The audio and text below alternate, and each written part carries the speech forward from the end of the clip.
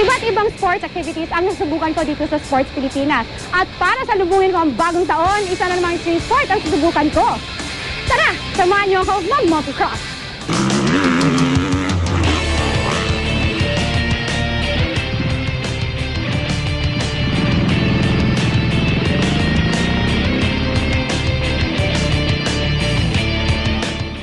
Meron ba kayong need for speed? Mahilig ba kayo sa high-flying stunts at pagsagupan ng nagtataasang dirt ramps tulad nito? Pues, siguradong sold na sold kayo pag na-try nyo ang mag-motocross. Medyo late na nauso dito sa bansa ang motocross. Pero syempre ang Pinoy, basta sports, di nagpapahuli. Isang kababayan nga natin ang nakilala sa International Motocross Team. Ang 10-time national champion at 2008 Rider of the Year na si Kenneth San Andres. Mga kapuso, kasama natin tinuturing Wonder Boy ng Philippine Junior Motocross, si Kenneth San Andres. Hello, welcome to Sports Pilipinas. Thank you. Ayan, paano ka ba nag-start mag-motocross? Nag-start ako 3 years old and a half. Balang turo sa akin yung father ko. Hindi ba natakot yung dad mo? Hindi naman. Kasi yung father ko nagmamotocross din siya. So, nung bata pa ako, lagi ko siyang kasama pag ni-race siya. So, yun parang na-influence ako sa akin. Tapos, yun, nag-race ako 5 years old. Halos 2 dekada nang nagmumotocross si Kenneth. Di na nga mabilang ang title.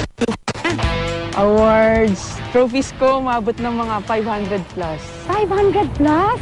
Oh my God, ang dami naman nun. Ano bang sekreto mo? Ba't ang galing-galing mo? Siguro, yung tiyaga ko sa pag-practice yung training, and patient din, and siyempre yung disiplina mo sa sarili. Kailangan talaga, focus ka talaga dun sa sports na gusto mo. Kasi pag di ka nag-focus, gusto mo lang, tapos mag-race ka, aksidente lang Pero di raw niya mararating ang tagumpay kung wala daw ang paggabay at pagsuporta ng kanyang mga magulang.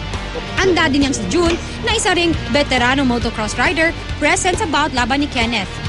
Wala siyang laban na wala ako eh. Pero yung mama niya, bihira. Kasi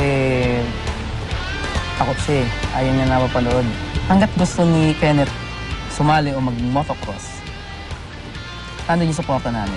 Kung sakali man, kung magkaroon siya ng anak na lalaki, baka yun na lang ulit ang magtuloy ng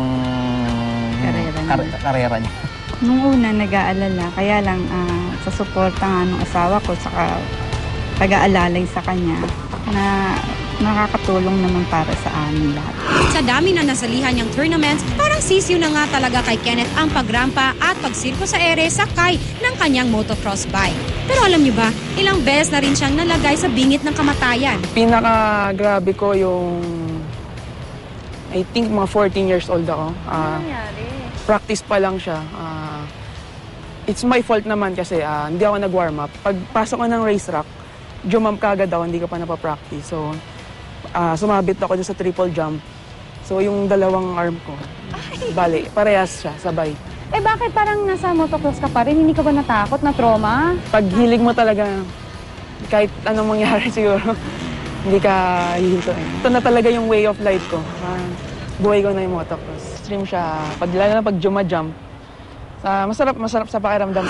Pero sa ordinaryong kalsada, kaskasero rin kaya si Kenneth? Sa kalye ba, ganyan ka din magmaneho? Ganun ka bilis? Actually, hindi ako nagmumotor sa kalye. Kasi alam kong delikado eh. Mas delikado siya kaysa sa racetrack. Kasama ko na rin lang ang isang motocross champion, bakit hindi ko pa i-try mag-motocross, diba? Pero bago ang lahat, safety first. Para akong sasabak sa gera nito May chest plate, neck brace, helmet, gloves, at goggles. Okay, game na! Hi mga kapuso! Kapakot mo dito. Kapit lang Ay! Sorry, ang higpit na ng tapak. Ay!